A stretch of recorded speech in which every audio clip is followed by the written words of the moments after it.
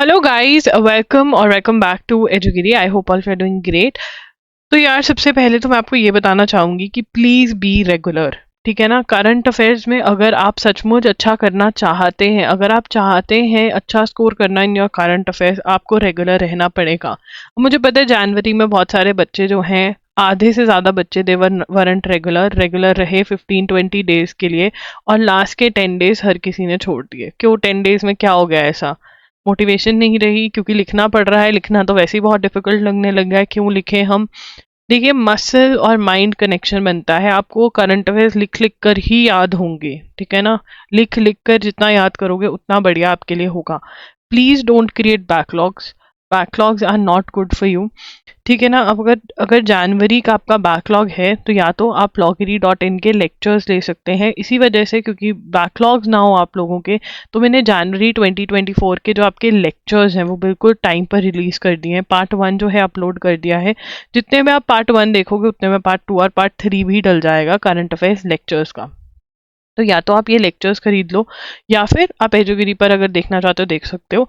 ठीक है ना। बट अगर आप ये लेक्चर्स अफोर्ड कर सकते हो, तो मैं आपको रेकमेंड करूंगी कि आप ये लेक्चर्स के लिए ही जाओ, बिकॉज ये बहुत ज़्यादा आपका टाइम सेव कर देंगे। एंड फेब्रवरी से you can try to be regular. And अगर आपको पता है कि आप क्लासेस नहीं लगा सकते हो, देन आई वुड से कि आप जो है इन्हीं लेक्चर्स पे डिपेंड करो। ठीक है ना। बट एवरीवन, चाहे आप लेक्चर्स एजुगिरी पर देख रहे हो, चाहे आप मेरे loggery.in पर देख रहे हो, एमसीक्यू सॉल्व करना बहुत ज़्यादा ज़रूरी है। Practice is very very important. आपको पता होना चाहिए कैसे क्वेश्चन बन सकता है, क्या आप सही पॉइंटर्स याद करो। नो डाउट मैं आपको सही पॉइंटर्स याद करवाने की कोशिश करती हूँ, बट प्रैक्टिस जब आप एमसीक्यूज की करोगे तो और भी बढ़िया हो जाएगा। तो उसके लिए आप जनवरी 2024 के एमसीक्यूज भी बाय कर सकते हो, जो loggery.in पर अवेलेबल है। ठीक है ना। तो जो रेगुलर क्लासेस लगा रहे हैं, प्लीज मेक श्योर कि आप एमसीक्यूज बाय कर लें। जिनका बैकलॉग है, if you guys are having backlog, तो यार फिर तो तुम पाप कर रहे हो। Backlog is not a good thing. Backlog नहीं होना चाहिए। ठीक है ना। तो for links you can check the description box. चलिए स्टार्ट करते हैं।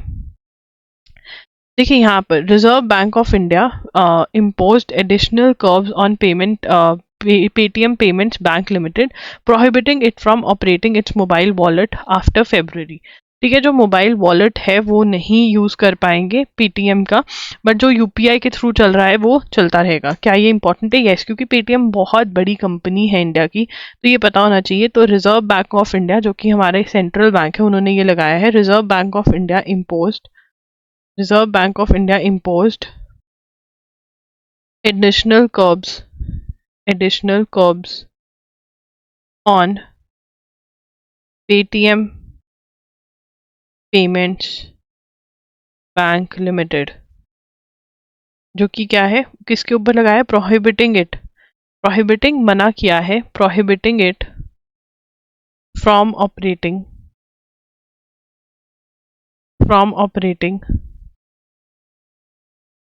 इट्स मोबाइल वॉलेट ऑपरेट करने से मना किया है। ठीक है जी। The first has been barred from taking further deposit. The firm has been barred from taking further deposits or undertaking credit transactions. ठीक है। However, it will be allowed to credit any interest, cashbacks or refund into these accounts at any time, and customers are also free to withdraw or use their balances. ठीक है ना। जो जिसके पास, मतलब जो use कर रहे हैं, जितना बैलेंस है वो यूज कर सकते हैं, विड्रॉ कर सकते हैं, बट आगे का कुछ नहीं कर पाएंगे। आरबीआई ने मना कर दिया। यूपीआई जो है वो यूज कर पाएंगे, बिकॉज यूपीआई जो है वो पेरेंट कंपनी चला रही है। ठीक है ना। तो यहाँ पे Paytm which is promoted by Vijay, मतलब फाउंडर कौन है? Vijay Shekhar Sharma, led 197 communications limited, did not response to any query. तो यहाँ पर जो इसका पेटीएम वॉलेट है वो बंद होगा। UPI will work. ठीक है ना। अंडर द पेरेंट कंपनी, जो इसकी मेन कंपनी है पेटीएम की, उसके अंदर ये काम करता रहेगा यूपीआई। बट ये जो है, ये इसकी सब मतलब सब कैटेगराइज सब कंपनी होगी। इसके अंडर आने वाली कंपनी सिस्टर कंपनी कह देते हैं। ठीक है ना। तो पेरेंट कंपनी जो है उसके नीचे ये चलता रहेगा, यूपीआई चलता रहेगा। तो क्या बन गया? मोबाइल वॉलेट वाली जो फैसिलिटी है पेटीएम की, वो आरबीआई ने उसके ऊपर बैन लगा दिया है। ठीक है। रिजर्व बैंक ऑफ इंडिया क्या है? आरबीआई जिसको बोलते हैं, it is the central bank of India. It is the central bank of India. What is it? It is the central bank of India. ठीक है जी। चलिए आगे चलते हैं। यहाँ पर the enforcement directorate on Wednesday arrested Hemant Soren in land scam case soon after he resigned as chief minister of Jharkhand. तो जो चीफ मिनिस्टर ऑफ झारखंड थे उनको रिजाइन करना पड़ गया, क्यों? क्योंकि इन्फोर्समेंट डायरेक्टरेट ने उनको अरेस्ट कर लिया। क्यों अरेस्ट किया? लैंड स्कैम केस में। लैंड ट्रांसफर जो थी, ट्राइबल्स की लैंड के अंदर जो ट्रांसफर हुई है उसके अंदर गड़बड़ घोटाला है। तो इन्फोर्समेंट डायरेक्टरेट कब आती है? जब कोई इलीगली मनी कमा रहा हो, है ना, तब आती है इन्फोर्समेंट डायरेक्टरेट। कौन से एक्ट लॉ के अंदर ये एक्ट करती है? पीएमएलए के अंदर। पीएमएलए की फुल फॉर्म क्या है? Prevention of money laundering act. Prevention of money laundering act. Prevention of money laundering act. देखिए गाइस, आज 1 फरवरी है और दोबारा से मैं सभी चीज़ें दोबारा से ज़ीरो से ही समझाती हूँ। वैसे भी मेरी, अगर आपने जनवरी में क्लासेस लगाई हैं, मेरी ट्राई यही होती है। बट अगर आप 1 फरवरी से ज्वाइन करते हैं तो दोबारा से यू विल सी कि बहुत ज़्यादा माइन्यूटली वो होता है। तो प्लीज़ स्टे रेगुलर, ठीक है ना। यहाँ पे रेगुलर क्लासेस लगाओ एंड अपने एमसीक्यूज करो and you are good to go, ठीक है। एंड अगर आप रेगुलरली नहीं लगा पा रहे हो तो प्लीज़ बैकलॉग मत क्रिएट होने दो, then you can go for the lectures, ठीक है। तो यहाँ पे हमें क्या नोट करना चाहिए? लिखते हैं enforcement directorate, enforcement directorate arrested, directorate arrested Hemant Soren in land scam case, ठीक है ना। और हेमंत सोरेन कौन थे? हेमंत सोरेन कौन थे? He was the chief minister of Jharkhand, ठीक है ना। Hemant Soren resigned as chief minister of Jharkhand,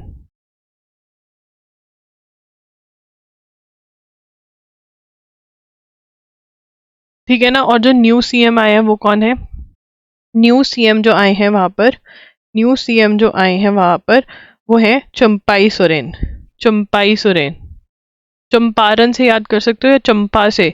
Champai Soren. तो सोरेन सोरेन है, ठीक है ना। कौन से सोरेन गए? कौन से सोरेन गए? हेमंत सोरेन चले गए, ठीक है। चंपाई सोरेन जो है he is the new CM of Jharkhand, ठीक है। He is the new CM of Jharkhand. He used to be the transport minister, used to be the transport minister. देखो यार, अब ये वाली जो चीजें हैं ये आप क्लास में याद कर सकते हो। Champai Soren, Hemant Soren, Jharkhand, ED, land scam. अगर आप ये टर्मिनोलॉजीज याद कर लोगे ना तो आप क्वेश्चन बड़े आराम से सॉल्व कर पाओगे पेपर के अंदर, ठीक है ना। तो लैंड स्कैम केस ई आएगा यहाँ पर,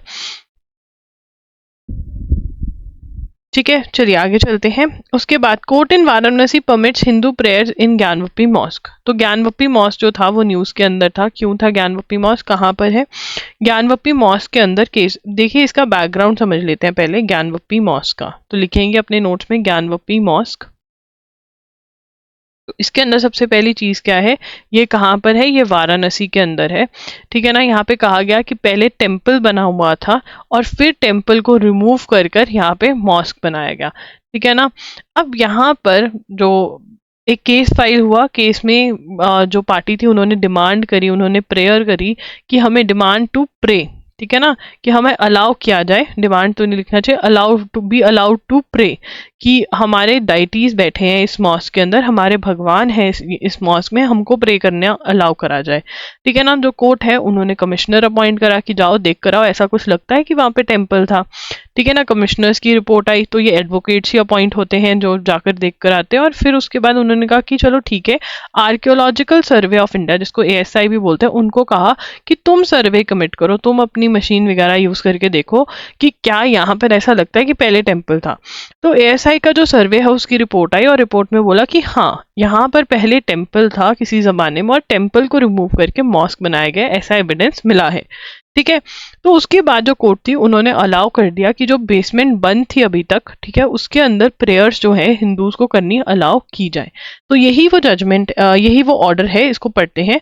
the Varanasi district court on Wednesday allowed Hindu prayers to be offered inside the Vyas का तिखाना sealed basement area of the Gyanvapi mosque complex. The court directed the district administration to make arrangement to start the puja within 7 days। तो यहाँ पर हमें एक एक चीज note करनी है, जैसे कि वाराणसी डिस्ट्रिक्ट कोर्ट ने यह अलाउ किया, तो लिखेंगे Varanasi district court, Varanasi district court allowed allowed Hindu prayers to be offered inside the Vyas का तहखाना, that is sealed basement area of Gyanvapi mosque complex. ठीक है ना, तो यहाँ पर सील्ड एरिया व्यास का तहखाना, व्यास का तहखाना। Now this is very very important, नाम याद रखना है ज्ञानवप्पी की बेसमेंट का क्या नाम है। ठीक है ना, तो पूजा करनी अलाउ करी जाए ये बोला गया। तो यहाँ पर अंजुमन इंतजामिया कमेटी जो मैनेज करती है ज्ञानवप्पी मॉस्क को और जो केस भी लड़ रही है मुस्लिम्स की तरफ से, उन्होंने ये जो ऑर्डर है इसको चैलेंज किया है इलाहाबाद हाई कोर्ट के अंदर। The All India Muslim Personal Board which is advising the committee called the decisions totally unacceptable। और उन्होंने क्या कहा कि ये बाबरी मस्जिद का जैसे सीन होता है, ये ऐसा लग रहा है कि जैसे ओपनिंग ऑफ लॉक्स ऑफ, यहाँ पर अब एक साइड पे आप लिख सकते हैं opening of the locks at the Babri मस्जिद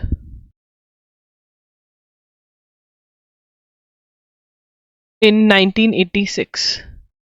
ठीक है ना, तो बाबरी मस्जिद के लॉक्स भी ऐसे ही खोले गए थे कब, 1986 में। तो ये एक अलग से आपके नोट्स होने चाहिए क्योंकि बाबरी मस्जिद लेड टू, बाबरी मस्जिद की जगह ही राम मंदिर आए हैं। ठीक है, और राम मंदिर की जो इनॉग्रेशन है वो जनवरी 2024 में हुई, तो ये इंपॉर्टेंट हो गया। ठीक है ना, अब एक और जो पॉइंट ऐसा ही इंपॉर्टेंट है वो है कि कौन से जज ने ये ऑर्डर दिया है। ठीक है ना, परमिटिंग प्रेयर्स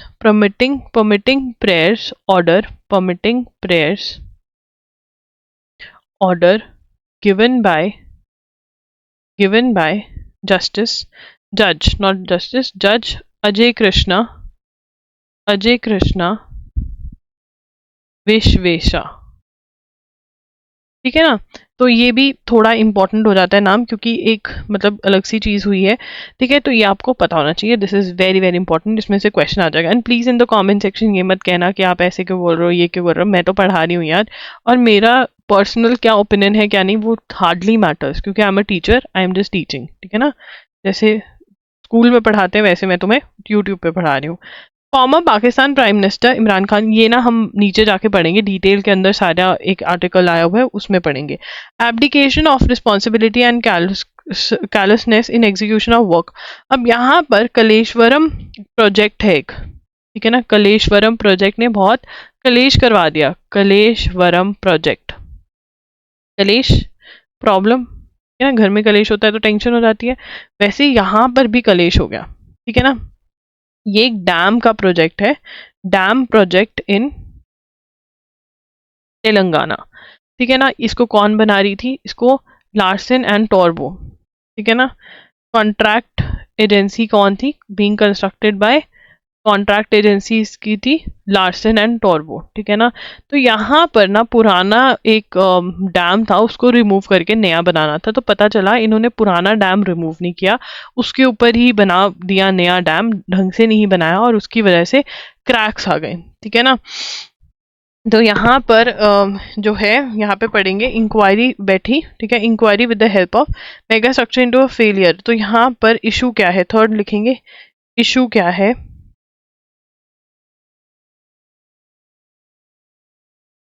तो यहाँ पर abdication project October last, extensive damage to barrage of the करिश्मा टर्निंग द इनटू फेलियर। या ठीक है, damage occurred just after 4 years of construction जो था, ये damage occurred in the dam.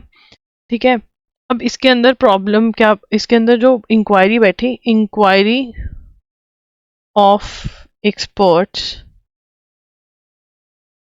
से that irregularities and deviations from prescribed norms। ठीक है, and one of the things जो किया इन्होंने वो क्या किया, जो कॉफर डैम था, coffer dam was to be dismantled, वो रिमूव करना था, was to be fully dismantled, which was dismantled, which wasn't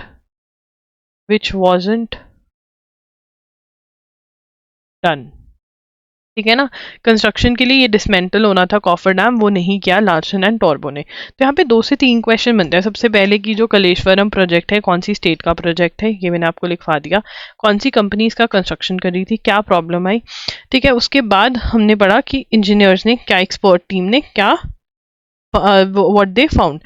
A huge crack developed at the radial gate hoisting area in Medigada barrage of, यहाँ पे problem हम एक और बार लिख लेते हैं थोड़ी डिटेल में। प्रॉब्लम क्या आई, ह्यूज क्रैक, बहुत ज़्यादा आवाज़ आई जब ये क्रैक भी हुआ, लिखा हुआ था न्यूज़पेपर में, huge crack that developed at the radial gate hoisting area in Medigada barrage of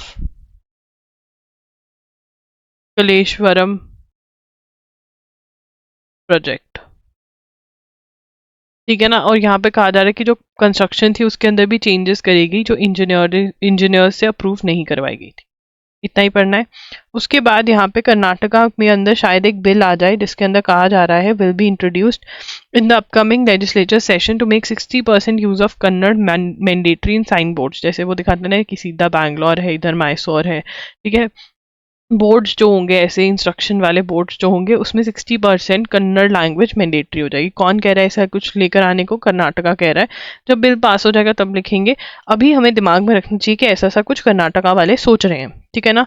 Karnataka के अंदर कास्ट सेंसस, देखिए कास्ट सेंसस पे 1-2 क्वेश्चंस बनते हैं जो बहुत इंपॉर्टेंट है। 2023 के अंदर कास्ट सेंसस कौन सी स्टेट ने कंडक्ट किया, और 2024 के अंदर कौन सी स्टेट ने बोल दिया है कि कास्ट सेंसस हम कंडक्ट करेंगे। दोनों के अलग अलग आंसर्स हैं।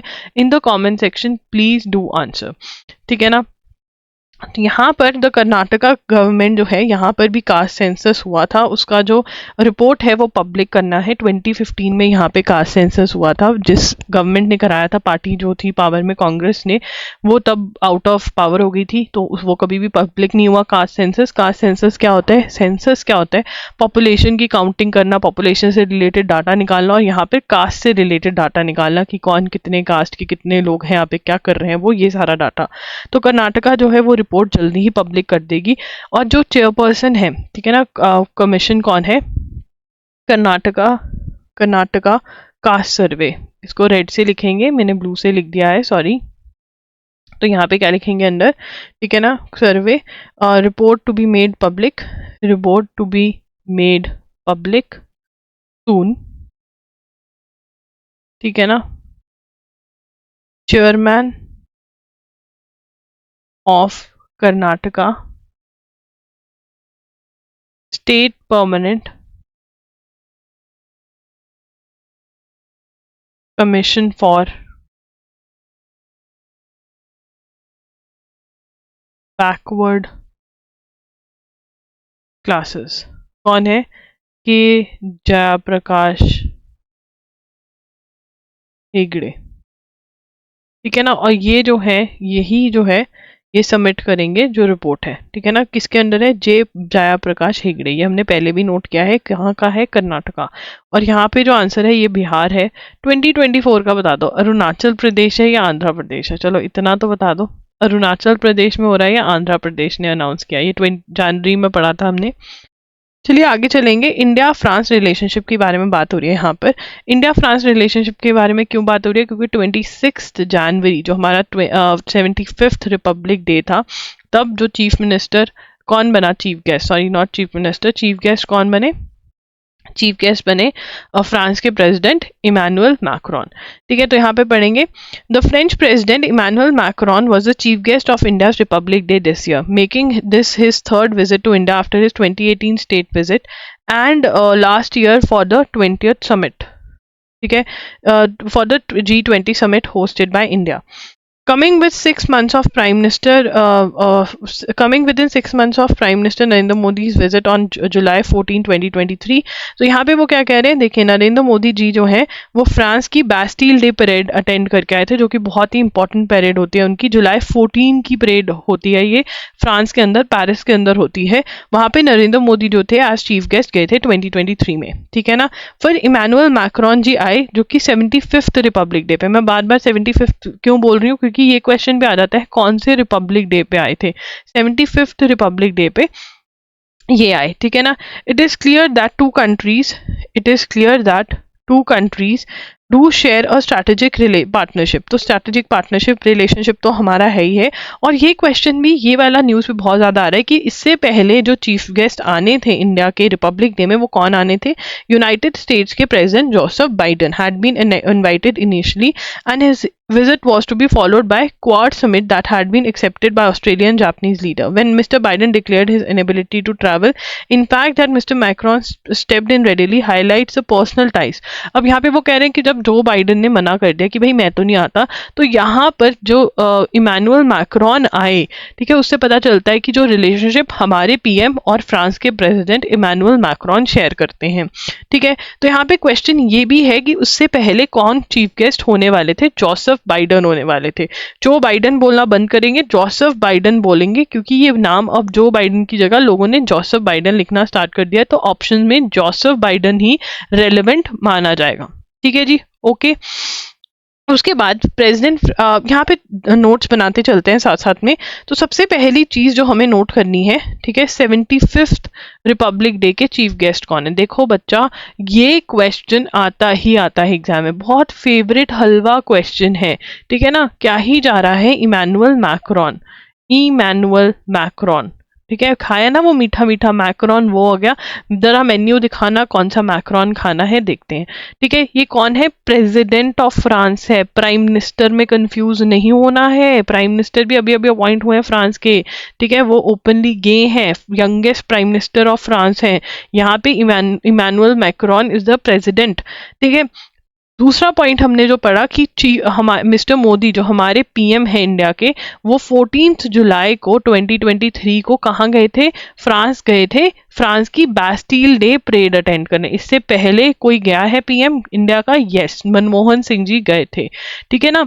तो यहाँ पर earlier guest of Republic day, earlier guest of Republic day कौन थे, अर्लियर गेस्ट यूएसए के प्रेसिडेंट जोसेफ बाइडन। और अगर आपने न्यूज़ अभी अभी पढ़ना स्टार्ट किया है, आपको प्रेसिडेंट इतने ज़्यादा याद नहीं है, जब धीरे धीरे हर रोज़ पढ़ोगे तो ये तो हलवा लगने लग जाएंगे, ठीक है ना। एक टाइम ऐसा आएगा कि आप न्यूज़ को डिस्कस कर पाओगे लोगों के साथ, ठीक है ना, और वो बहुत मज़ेदार चीज़ होती है। बट चीज़ों को मज़ेदार बनाने के लिए पहले थोड़ी मेहनत करनी पड़ती है, जो कि आप कर रहे हैं क्लास अटेंड कर कर। French president Jacques Chirac was the chief guest of the Republic Day 1998। अब यहाँ पे बैकग्राउंड की बात होने लगी है कि पहले भी चीफ गेस्ट बने हैं फ्रेंच प्रेसिडेंट, तो लिखेंगे French president, French president Jacques, Jacques Chirac was the chief guest, was the chief guest at the Republic Day in 1998, ठीक है ना, जब इंडिया ने अपने स्ट्रैटेजिक पार्टनरशिप बनाई थी, स्टैब्लिश फर्स्ट स्ट्रैटेजिक पार्टनरशिप। और इंडिया की स्ट्रैटेजिक पार्टनरशिप को 25 ईयर्स हो गए, इंडिया 25 एनिवर्सरी मना रहा है, ठीक है। तो ये लिख लेते हैं, when India established, when India established its first strategic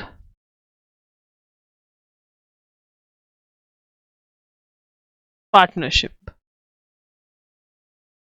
ठीक है ना।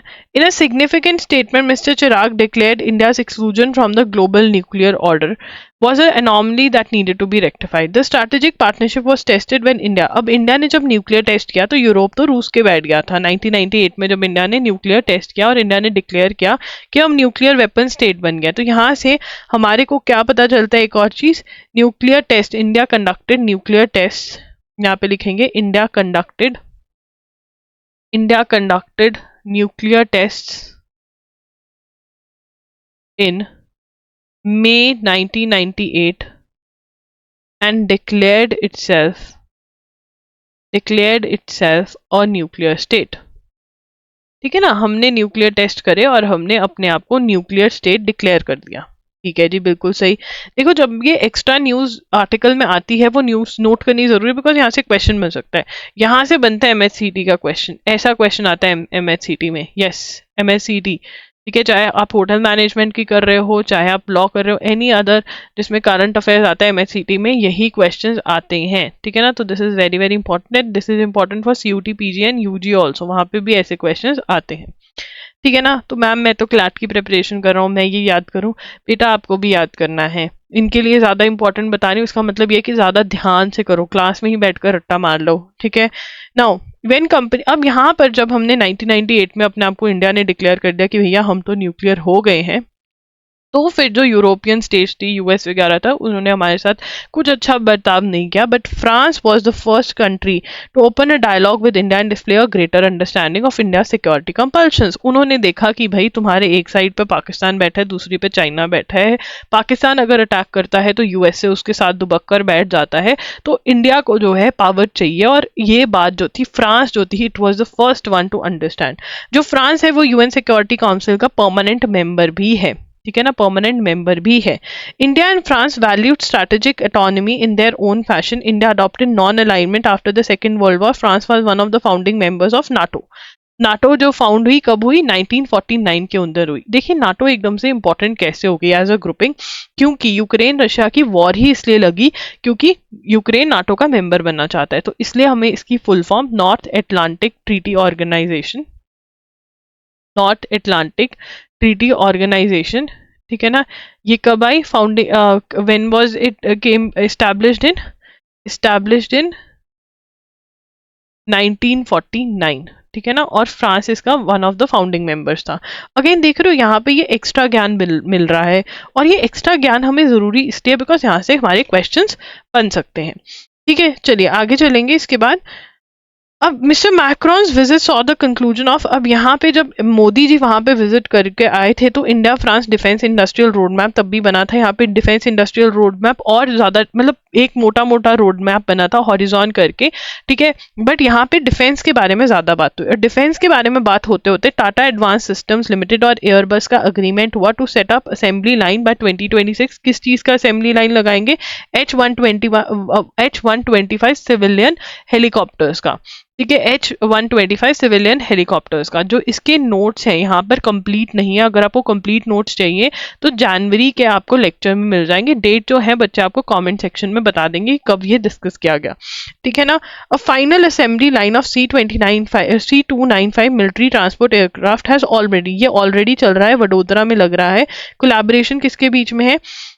Direct collaboration between Safran, the Defense Research and Development Organization, and its gas turbine research established is being stepped up for designing, developing, and producing an aircraft engine for India's fifth generation aircraft, advanced medium combat aircraft with 100% transfer technology.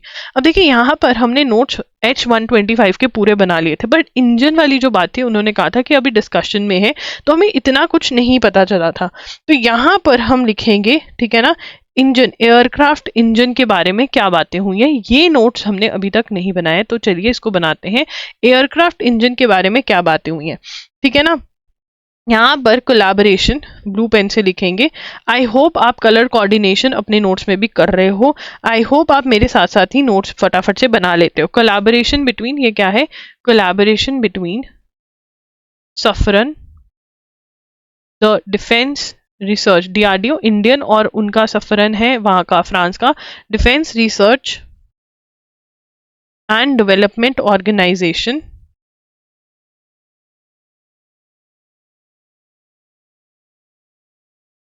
and its gas turbine research establishment.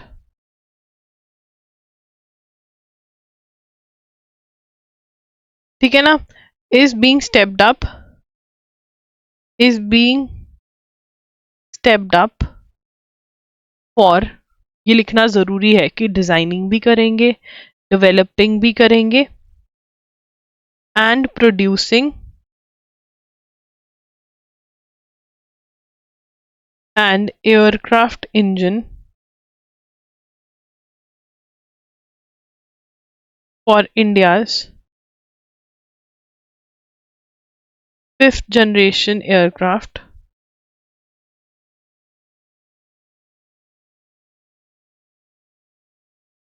advanced medium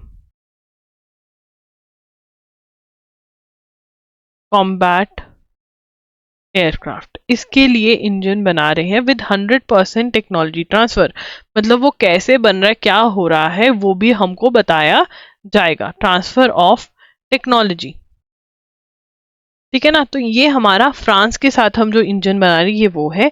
एक engine की बात हो रही है already, जो हो चुका है पक्का, वो है F414 engine. This is a major step forward from the agreement concluded with the US to permit technology transfer to HAL, that is Hindustan Aeronautics Limited, to produce General Electric F414 engine to power the Tejas Mk2 fighter aircraft. However, GE engine is a 1990s design, while the Saffron project will entail defining parameters, co-designing, engineering certification in addition to production. तो यहाँ पर जो वो कह रहे हैं, यहाँ पे हम क्या हमें समझ में आ रहा है कि जो GE वाला कॉन्ट्रैक्ट है जो हमने यूएसए के साथ अग्रीमेंट किया है, नो डाउट वो भी हमें टेक्नोलॉजी ट्रांसफर देंगे, बट वो 1990s का डिजाइन है, बहुत पुराना डिजाइन है। बट जो यहाँ पर को डेवलपमेंट को प्रोडक्शन होने वाली है सफरन के साथ, वहां पर हम कुछ अच्छा इंजन, बड़ा खासा अच्छा कुछ बना सकते हैं, ऐसा हमें पता चल रहा है, ठीक है ना। तो यहाँ पर हमें जनरल इलेक्ट्रिक वाला भी लिखना है, general electric, sorry for the burp, F414 engine, ठीक है। यहां पर देखिए, तो यहां पर India and USA included agreement to permit technology transfer to HAL, HAL, that is Hindustan Aeronautics limited, इसकी फुल फॉर्म भी लिख लीजिए, हिंदुस्तान एरोनॉटिक्स लिमिटेड। ये क्वेश्चन भी आ सकता है कि जनरल इलेक्ट्रिक F414 इंजन का जो डील है वो इंडिया की कौन सी कंपनी के साथ हुई है, तो ये आंसर भी आपका कवर होता है यहाँ पर, ठीक है ना। With US permit technology transfer, permit technology transfer ये तो हमने लिख लिया, to produce F of production of generic electric, generic नहीं sorry general electric, I am so sorry, मुझे लग रहा है कि मैं रात को लेट सोई थी तो इसलिए मुझे थोड़ी थोड़ी सी नींद आ रही है। F41, I am so sorry for that, F414 engine to power the Tejas MK2 fighter aircraft. ये बहुत जरूरी है कि ये किसके लिए बनाया जा रहा है। ये वाला जो ऊपर वाला है ये बनाया जा रहा है किसके लिए, ये बनाया जा रहा है किसके लिए, ये बनाया जा रहा है, this is being created for, एक मिनट मार्क करने के लिए कुछ उठा लूं, ठीक है। ये बनाया जा रहा है for the 5th generation aircraft, ये तो 5th जनरेशन एयरक्राफ्ट के लिए बनाया जा रहा है, ठीक है ना।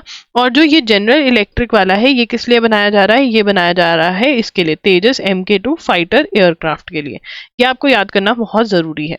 उसके बाद बात हो रही है डील बिटवीन अकासा एयर, ठीक है, जो इंडियन एयरलाइंस है अकासा एयर के बीच में, has signed a $5 billion agreement to over 300 LEAP 1B engines to power its fleet acquisition of 170 Boeing Max aircraft. This engine is a Safran GE joint venture product, and together with the Safran Snecma engines powering the Rafale and Rafale M sets the stage for it to set up maintenance, repair and operation in India. तो यहाँ पे ये Rafale के लिए operations, maintenance और repair भी start करेंगे India के अंदर। अब यहाँ पे ये जो अकासा वाला अग्रीमेंट है, अगेन ये भी हमने पहली बार ही पढ़ा है, इससे पहले इसकी बात नहीं हुई है, तो यहाँ पे लिख लेंगे। तो लिखेंगे यहाँ पर, साइड में तो जगह नहीं है तो यहाँ पर हमें छोटा छोटा लिखना पड़ेगा। तो लिखेंगे Akasa air signed $5 billion agreement for over 300 LEAP 1B engines to power 170 Boeing जो एयरक्राफ्ट लिए हैं उसके साथ, उसके लिए इंजन भी यहाँ से इन्होंने लिए हैं, ठीक है ना, अकासा एयर ने, जो इंडियन एयरलाइंस है, ठीक है ना। और एक और जो बात पता चल रही है, सफरन जीई, ठीक है ना, दिस इंजन, अच्छा ये वाली यहाँ पे नोट करना है, this engine is saffron GE joint venture product, ठीक है ना। और जो सेफरन जो है वो रफेल के लिए यहाँ पर मेंटेनेंस, रिपेयर और ऑपरेशंस भी स्टार्ट कर रहे हैं इंडिया के अंदर, ये भी आप नोट करना चाहें तो कर सकते हैं। So these are the notes, they are very very important, ये आर्टिकल इंपॉर्टेंट है, ठीक है।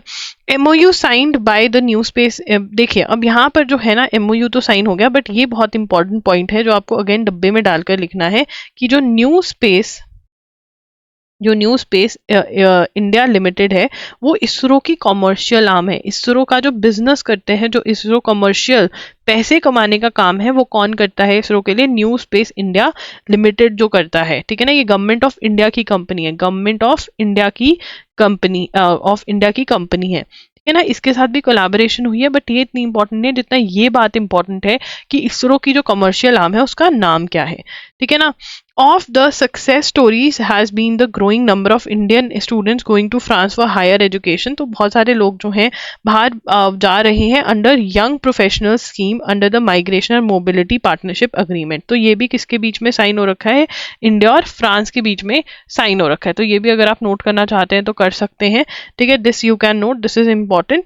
उसके बाद to back jail sentences former Pakistani, अब Pakistan PM, Pakistan former PM, ठीक है ना, जेल सेंटेंसेस। अब यहाँ पर the back to back jail sentences former Pakistani prime minister Imran Khan, किसकी हो रही है, इमरान खान।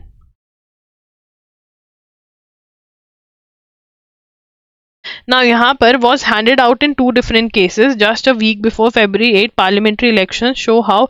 तो यहाँ पर पार्लियामेंट्री इलेक्शंस होने वाले हैं पाकिस्तान में और तभी इनको ये सजा दी जा रही है। In 2018 when Mr. Khan's Pakistan Tehreek was elected to power, the opposition Pakistan Muslim League Nawaz and the Pakistan People's Party has accused the military of electoral rigging in favor of former cricketer star। देखिए यार पाकिस्तान में आपको ये समझना पड़ेगा कि army की बहुत चलती है, वहाँ पे ना एक मजाक बहुत ज्यादा किया जाता है कि पाकिस्तान की जो आर्मी है वो कोई वॉर तो जीती नहीं है और इलेक्शन वो कोई हारी नहीं है। तो यहाँ पर आर्मी जो चाहती है वो ही होता है पाकिस्तान के अंदर, ठीक है ना। तो यहाँ पे जो इमरान खान की जो पार्टी है, पार्टीज नेम क्या है इनकी, जो पार्टी है उसका जो नाम है वो है पाकिस्तान तहरीके इंसाफ, पाकिस्तान तहरीके इंसाफ, ठीक है ना। अब यहाँ per year later Nawaz Sharif, अब यहाँ पे जो नवाज शरीफ वो भी पीएम रह चुके हैं पाकिस्तान के, उनके अगेंस्ट करप्शन के चार्जेस थे, वो लंदन चले गए थे, प्रूव भी हो गया था हाँ उन्होंने करप्शन करी है, अब उनके अगेंस्ट सारे चार्जेस रिमूव कर दिए गए हैं, ठीक है ना। और उनको वो वापस से आ गए हैं पाकिस्तान में और इलेक्शंस लड़ेंगे वो, ठीक है ना। अब यहाँ पे today, Mr. Khan has been disqualified in serving lengthy sentences while Mr. Sharif is back. Mr. Khan and his part, there was little surprise. On Tuesday, he was sentenced 10 years by a special court in which what is commonly called cipher case on charges that he leaked state secrets, while on Wednesday, another court sentenced him and his wife to 14 years in Toshkhana case. तो यहाँ पे दो cases हैं, ठीक है ना। तो आपको याद रखना है 2 सेंटेंसेस हैं। आप कहोगे कि यार ये तो पाकिस्तान का केस है, हमें क्यों रटवा रही हो, क्योंकि ये हमारे पड़ोसी देश का जो हमारा दुश्मन देश है उसकी न्यूज है और यहाँ पर एग्जाम में आ सकती है। तो 2 केसेस हैं, तो दोनों केसेस का ऐसे बनाकर लिखेंगे ताकि कंफ्यूजन ना हो। तो एक के अंदर तो सेंटेंस मिली है 10 इयर्स, ठीक है ना, by a special court for cipher case, ठीक है। साइफर केस क्या है, on charges that he leaked states secrets, ठीक है ना, जो सीक्रेट डॉक्यूमेंट्स थे, सीक्रेट्स थे, वो लीक करे इसने, ठीक है ना। और दूसरी सजा क्या है, 14 years only Imran Khan.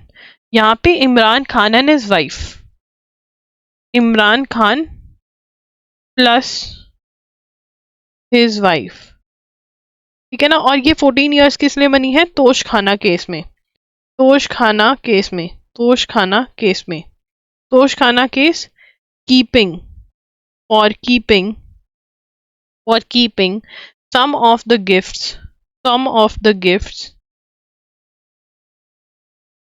they had received while he was in power.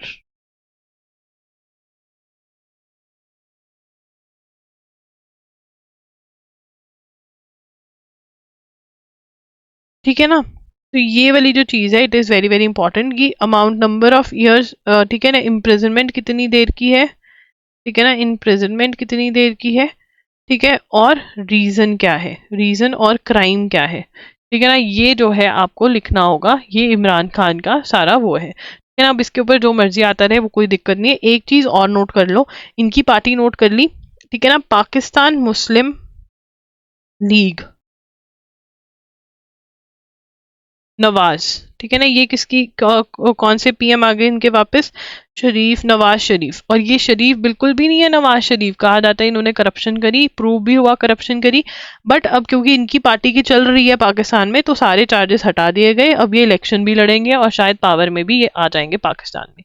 ये पाकिस्तान की स्टोरी है, ठीक है।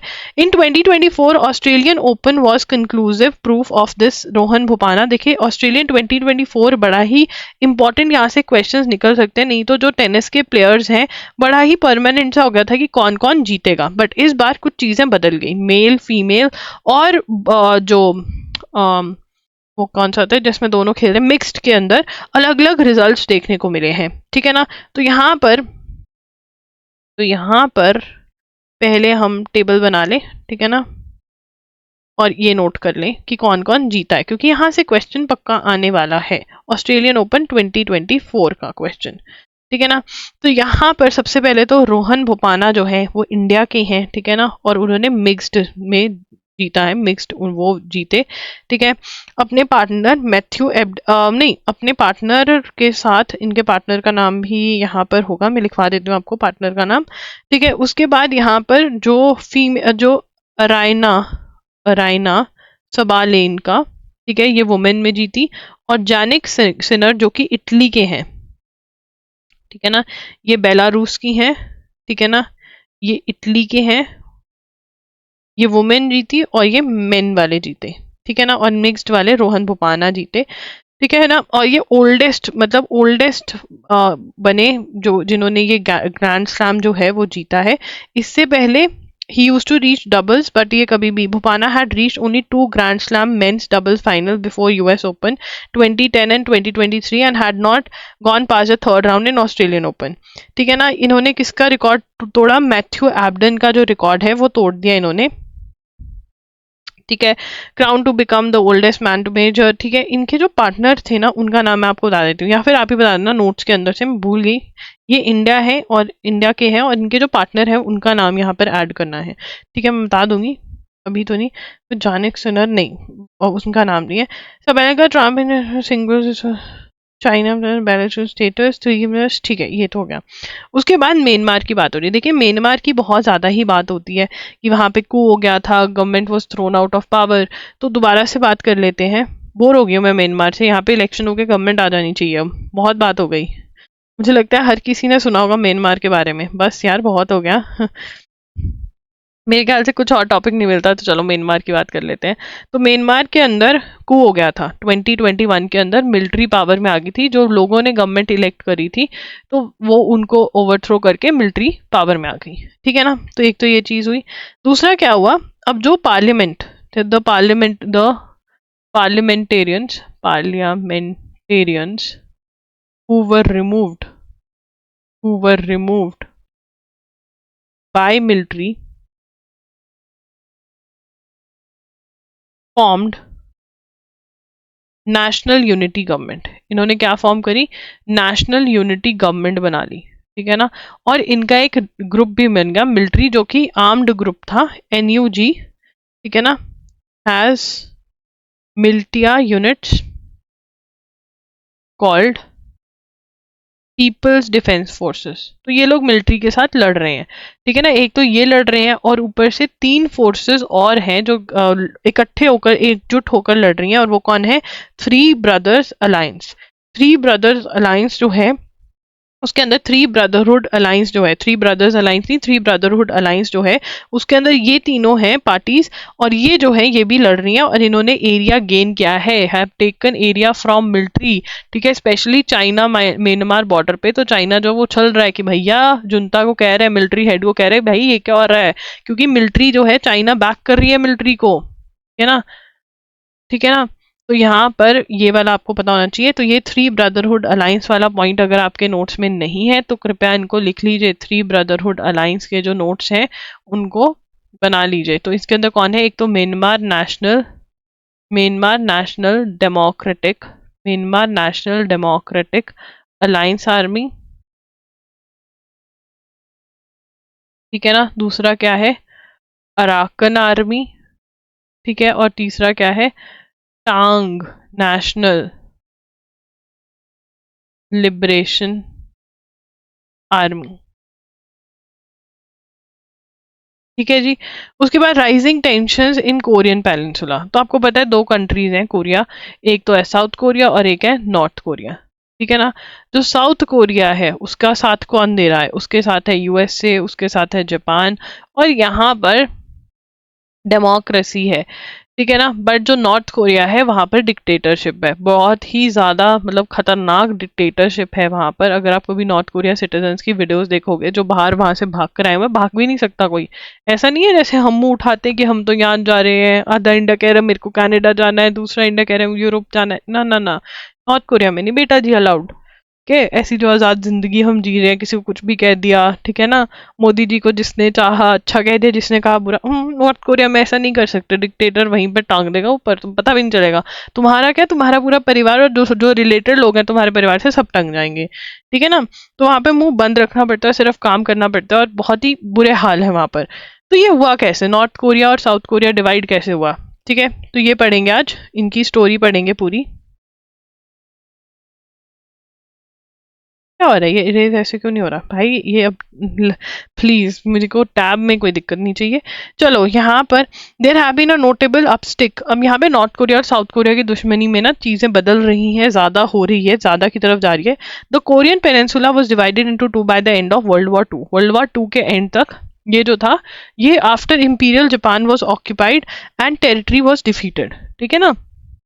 जापान को ऑक्यूपाई कर लिया था और टेरिटरी डिफीट हो गई थी।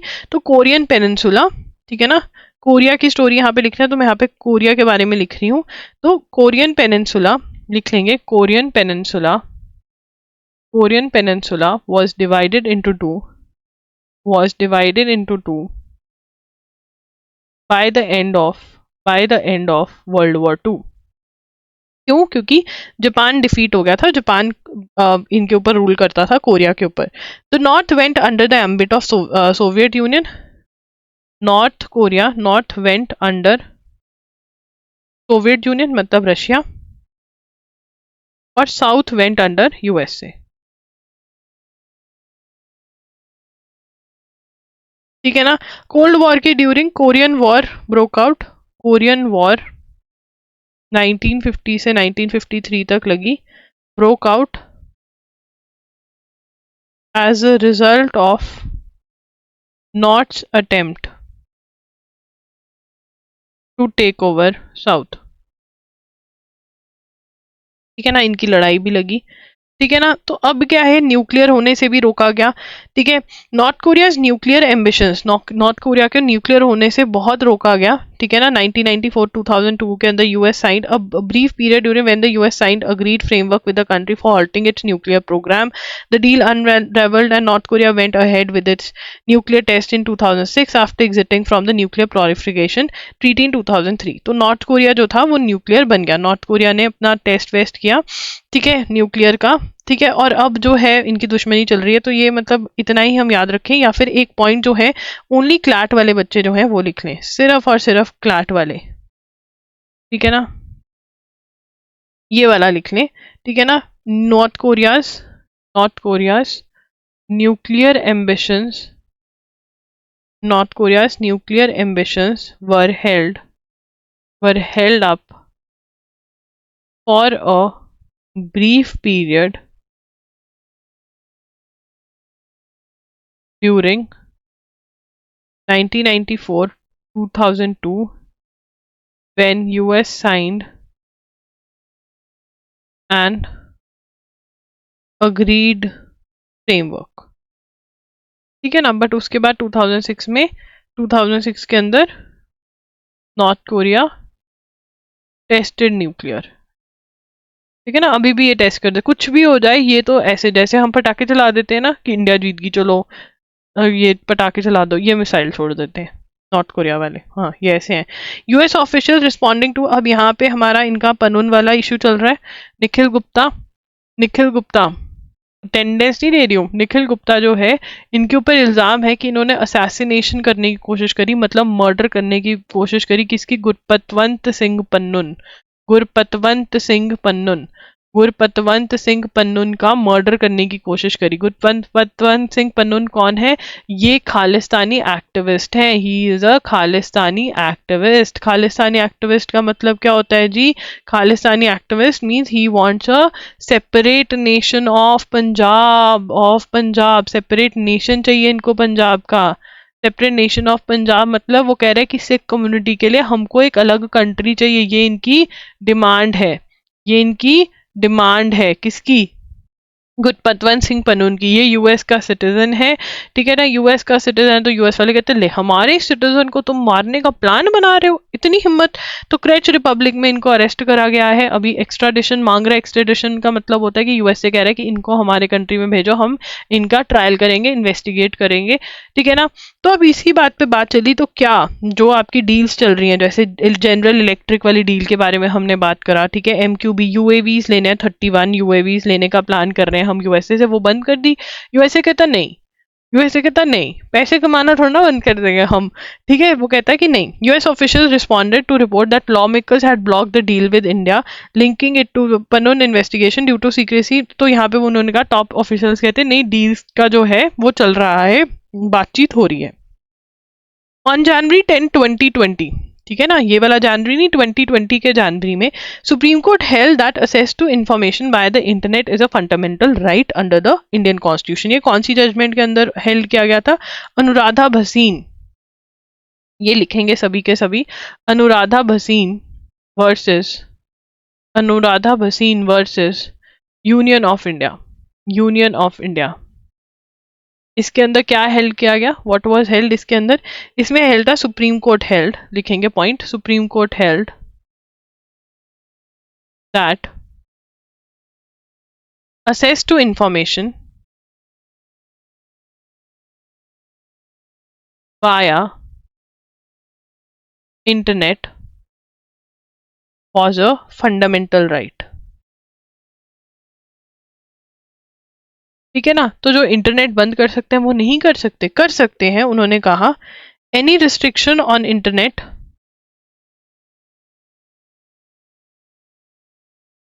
assess by the government must be temporary होनी चाहिए, लिमिटेड इन स्कोप होनी चाहिए, और लॉफुल, नेसेसरी एंड प्रोपोर्शनेट होनी चाहिए, तभी आप बंद कर सकते हो। ऐसा नहीं कि बैठे बिठाए कहीं पर भी आपने इंटरनेट बंद कर दिया। ये कब हुआ था? जब कश्मीर वाला चीज हुआ, जम्मू एंड कश्मीर आर्टिकल 370 हटाया गया, तब जो है ये चीज, ये जजमेंट आई थी सुप्रीम कोर्ट की, ठीक है। कब आई थी? 2020 में जजमेंट आई थी। दिस इज इंपॉर्टेंट, बिल्कुल आज की डेट में भी ये बहुत ज्यादा इंपॉर्टेंट है, क्योंकि ये क्यों इंपॉर्टेंट होगी? मणिपुर में जो हुआ, मणिपुर में राइट्स हुए between Kuki Chin and Meitei community, तो वहां पर भी इंटरनेट बंद किया गया था, तो ये वाली जजमेंट दोबारा न्यूज में आ गई 2023 में, ठीक है। उसके बाद supreme court, Bombay high court की जजमेंट पढ़ेंगे, ठीक है ना। ये वाली जो न्यूज आई है इसके ऊपर ज्यादा हमें मिल नहीं पाया सामान, बट जब मिलेगा तब हम लिखेंगे, ठीक है। अब यहाँ पे बॉम्बे हाई कोर्ट के अंदर तो सेंट्रल गवर्नमेंट में, यहाँ पर आपको ना थोड़ी सी बैकग्राउंड न्यूज जो है वो हेल्प करेगी, ठीक है। तो देख लेते हैं। हाँ, तो फैक्ट चेकिंग यूनिट जो प्रेस इंफॉर्मेशन ब्यूरो है, जिसको PIB भी बोला जाता है, प्रेस इंफॉर्मेशन ब्यूरो का PIB जो है, ठीक है ना, उसके अंडर आता है फैक्ट चेकिंग यूनिट। तो ये फैक्ट चेकिंग यूनिट जो है ये देखेगा कि अगर कोई भी फॉल्स, फेक या मिसलीडिंग न्यूज इंफॉर्मेशन किसी सोशल मीडिया प्लेटफॉर्म पर है, तो जो फैक्ट चेकिंग यूनिट है it can ask the ask for removal. ठीक है, मतलब फेसबुक, ट्विटर, ये जितनी भी है, इंस्टाग्राम, वहां पर अगर कोई उसको फेक, फॉल्स या मिसलीडिंग इंफॉर्मेशन दिखती है फैक्ट चेकिंग यूनिट को with regard to central government, ठीक है, तो उसकी रिमूवल की डिमांड कर सकता है। ये लॉ जो है सेंट्रल गवर्नमेंट लेकर आई। ठीक है ना, इसको क्या किया, अमेंडमेंट करी, information technology intermediary guidelines digital media ethics code amendment rules 2023। तो एक बात तो ये है कि सेंट्रल गवर्नमेंट ने किसको बोला, सेंट्रल गवर्नमेंट ने सोशल मीडिया जितने भी प्लेटफॉर्म्स हैं उनको ये बोला कि भैया तुम्हें माननी पड़ेगी बात ये। ठीक है ना, बट दूसरी बात ये है, अगर वो ना माने, अगर फेसबुक कहते मैं नहीं डिलीट करूंगा, कर लो जो करना है, तो फिर जो इनको एक सेफ्टी गार्ड मिला हुआ है वो रिमूव हो जाएगा। तो सबसे पहले ये लिख लेते हैं, central government amended, brought in, central government brought in कौन सा लॉ, सेंट्रल गवर्नमेंट कौन सा लॉ लेकर आई, central government brought in information technology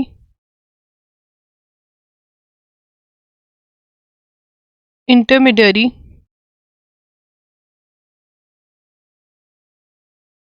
guidelines and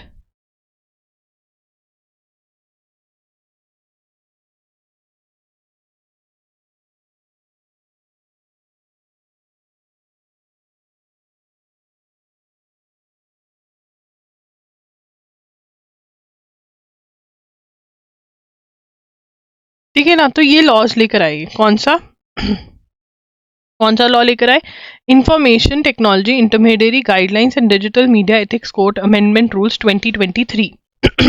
sorry, my throat is not that great today. तो यहाँ पर सेंट्रल गवर्नमेंट ने, ठीक है, which empower centre to establish, which empowered central government center to establish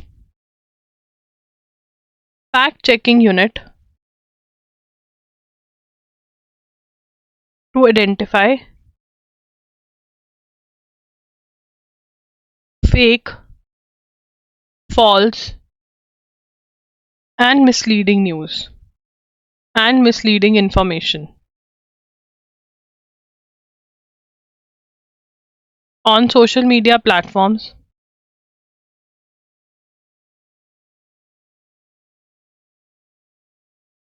about government's business।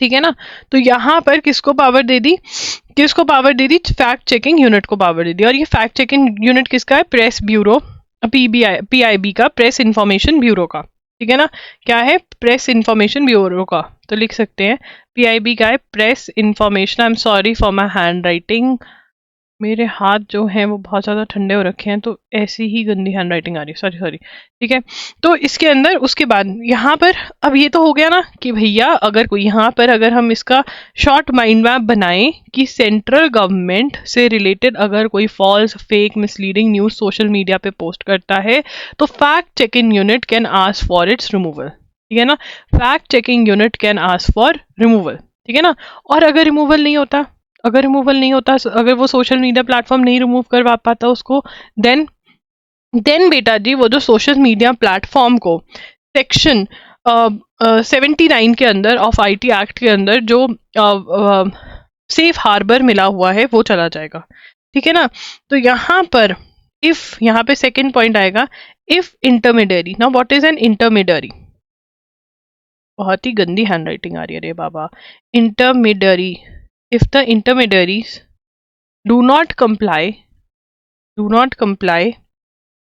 with its decision, its यहाँ पे कौन है, fact checking units decision, they may lose they may lose they may lose their safe harbor status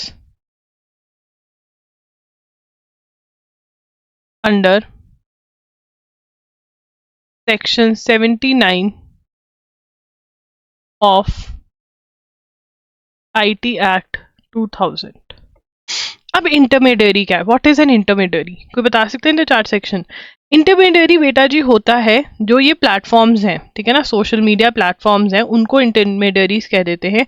जैसे आपका Facebook है, जैसे आपका Instagram है, ठीक है ना, ये क्या प्लेटफॉर्म्स हैं? यूट्यूब है, ये क्या प्लेटफॉर्म्स है कि यहाँ पर एक प्लेटफॉर्म प्रोवाइड किया हुआ है, ठीक है ना, कोई पोस्ट करता है, जैसे मैं यहाँ पर पोस्ट कर रही हूँ और तुम इसको देख रहे हो, ठीक है ना, किस प्लेटफॉर्म पे? हमारा कॉमन प्लेटफॉर्म यूट्यूब है।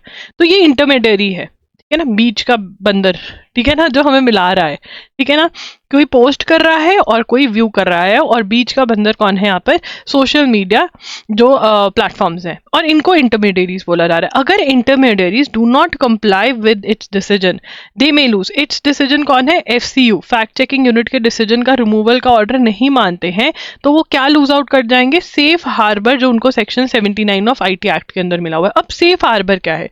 देखो, रूल कहता है कि मैंने पोस्ट किया, तुमने देखा, ठीक है ना, जो मैंने पोस्ट किया, यहाँ पर अगर मैं कुछ भी बकवास मार दूं, तो यहाँ पर यूट्यूब रिस्पॉन्सिबल नहीं है उस बकवास के लिए, क्योंकि वो मैंने मारी है, ठीक है ना।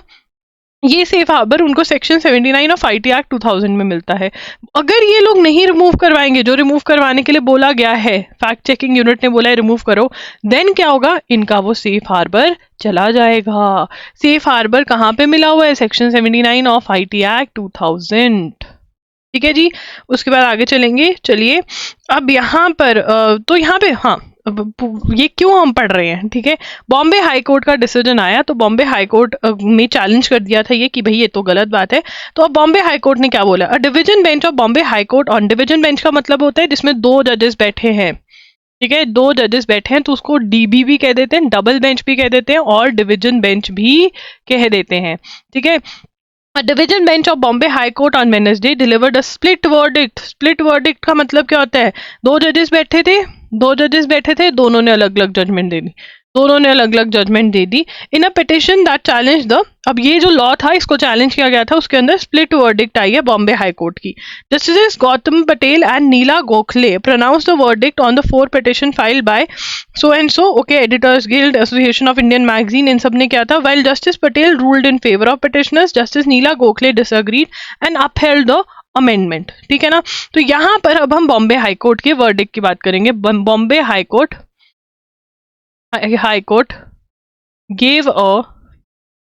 gave a split verdict on the issue, ठीक है ना, जिसके अंदर कौन किधर गया? जस्टिस पटेल, पूरा नाम लिखेंगे जस्टिस पटेल का। Justice Patel is Gautam Patel and Neena Gokhale, ठीक है ना। Justice Gautam Patel ruled in favor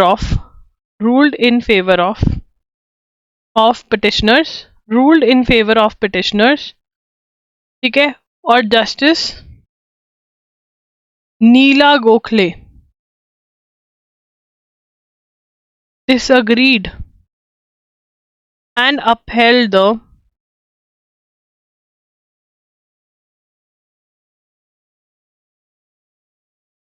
amendment, ठीक है ना, जो चेंज किया गया उन्होंने कहा कि बिल्कुल सही है, अपहेल्ड किया अमेंडमेंट को, जबकि जो जस्टिस गौतम पटेल हैं ही डिसअग्रीड, ठीक है ना। तो ये जो चीज है ये अब हो गई है, अब जो ये लॉ है ये लागू हो जाएगा। चलिए आगे चलते हैं। उसके बाद वन स्टॉप, ये क्या है? One stop centres set up across in the country. One stop centres क्या है? वन स्टॉप सेंटर्स, जैसे एजुगिरी is a one stop solution for current affairs.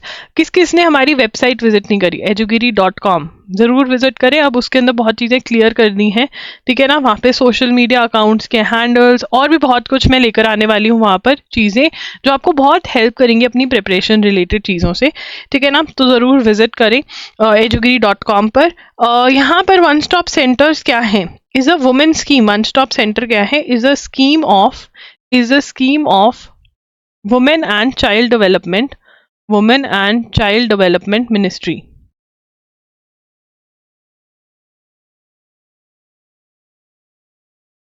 set up under Nirbhaya Abhiyan, Nirbhaya fund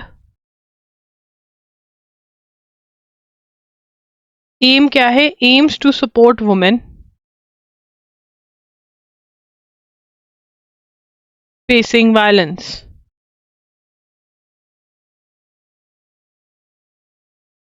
in public and private spaces.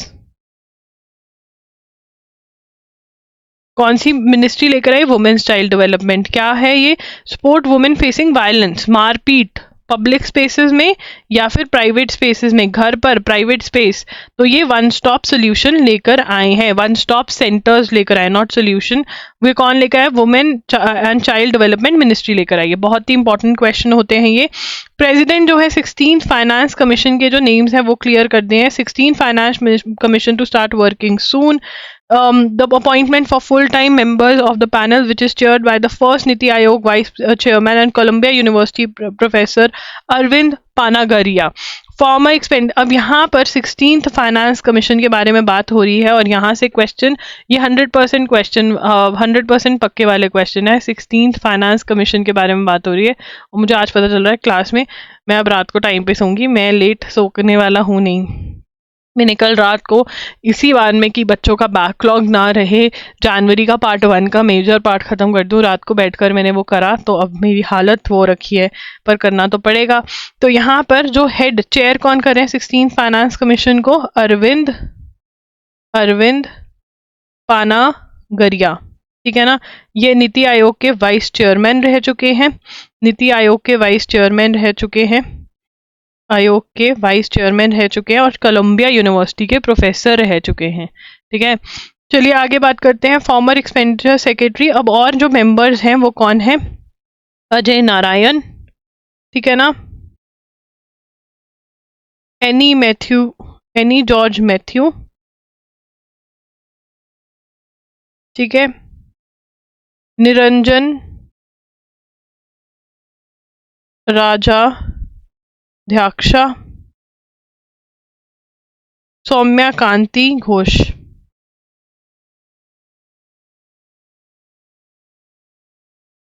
ठीक है ना। तो ये members है और जो हेड कर रहे हैं उनका भी नाम नोट कर लिया, दोनों ही इंपॉर्टेंट है। मैम 100% पक्के वाला क्वेश्चन बता दो, तो बेटा जी ये 100% पक्के वाला क्वेश्चन है, ये 100% पक्के वाला क्वेश्चन है। फाइनेंस कमीशन क्या करता है, कोई मुझे बता सकता है? डिस्ट्रीब्यूशन ऑफ फंड्स, बताता है कि फंड्स कैसे डिस्ट्रीब्यूट हो गए, किसके बीच में? तुम्हारे और मेरे बीच में। Distribution of funds between centre and states and among states and amongst the states, ठीक है। ये बताता है फाइनेंस कमीशन। स्कीम बताता है कि कैसे सेंटर और स्टेट के बीच में जो टैक्स इकट्ठा हो रहा है वो बटेगा और फिर आगे स्टेट्स के बीच में कैसे बटेगा, ये कौन बताता है? फाइनेंस कमीशन बताता है। इस बार कौन सा फाइनेंस कमीशन है? 16th finance commission. कौन हेड कर रहा है? अरविंद पानागरिया, नीति आयोग के वाइस चेयरमैन रह चुके हैं। दूसरे मेंबर्स का नाम भी आ चुका है, प्रेसिडेंट ने क्लियर किया है नाम, प्रेसिडेंट ने अप्रूवल दे दी है। NCTE awaits ministry not to roll out national mission for mentoring. तो यहाँ पर national mission for mentoring, national commission, national council of teacher education, that is NCTE, ठीक है, has propose to expand its pool of mentor teachers from 60 to 1000, ठीक है ना। Mentoring करते हैं टीचर्स की, बताते हैं कैसे क्या करना है। तो यहाँ पे awaiting permission from ministry of education to approve national mission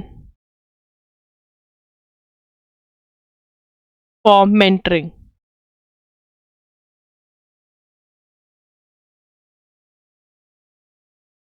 ठीक है ना। अब इसके अंदर क्या कर रहे हैं? NMM जो है वो नेशनल एजुकेशन पॉलिसी में था, had been establish to create a pool of outstanding professionals willing to provide professional personal support to school teachers. NNM क्या है? NNM के बारे में कहाँ पर बात हुई? इन्फोसेज कहाँ पर गया हुआ? Emphasised in national education policy, national education policy 2020 क्यों एस्टैब्लिश करिए? Establish to create established to create a large pool of outstanding professionals willing to provide professional and personal support, provide support to school teachers. ठीक है ना. अब ये approval इसका हो जाएगा तो स्कूल टीचर्स की मेंटोरशिप कर पाएंगे प्रोफेशनल्स जो हैं, which is going to be a great thing. ठीक है ना. तो आगे चलेंगे. इन्होंने बना लिया है ड्राफ्ट, तो बना लिया है. National mission for mentoring the blue book is draft document is ready. एक बार जब अप्रूव हो जाएगा तो इस पे काम स्टार्ट हो जाएगा. देखिए थाईलैंड के अंदर वहाँ पे मोनार्की है. मोनार्की मतलब किंग एंड क्वीन है. ठीक है. अगर मोनार्की को कुछ भी कह दिया तो वहाँ पे बहुत मोटी मोटी सजा मिल सकती है, बहुत सारी ईयर्स की, 10 to 15 ईयर्स की. तो इसके अगेंस्ट प्रोटेस्ट चल रही थी, जो मोनार्की ने बोला कि भैया अगर तुम प्रोटेस्ट करोगे तो देख लेना. बीसीसीआई के जो सेक्रेटरी हैं जय शाह, वो एशियन क्रिकेट काउंसिल के प्रेसिडेंट बन गए. तो एशियन क्रिकेट काउंसिल के प्रेसिडेंट कौन है? एशियन क्रिकेट काउंसिल प्रेसिडेंट कौन है? कौन है? जय शाह. ठीक है. उसके बाद यहाँ पर Shah initially okay done. Maharashtra bagged overall, ये बहुत इंपॉर्टेंट है. 6th खेलो गेम्स सबसे पहले हुई कहाँ पर? 6th खेलो इंडिया यूथ गेम्स कहाँ पर हुई हैं?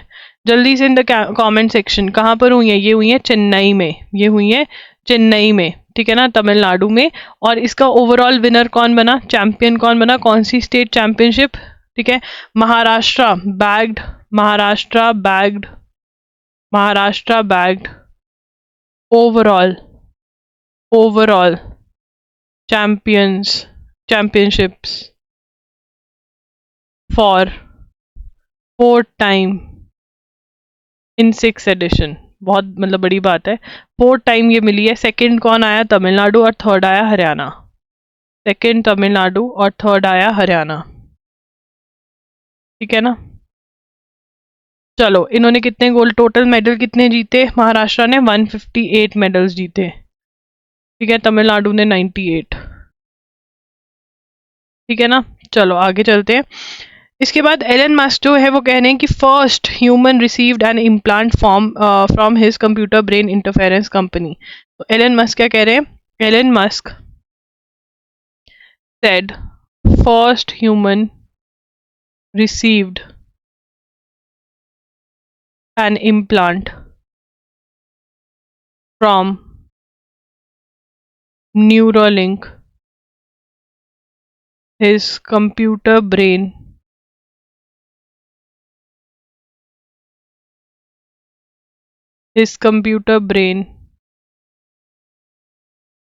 interface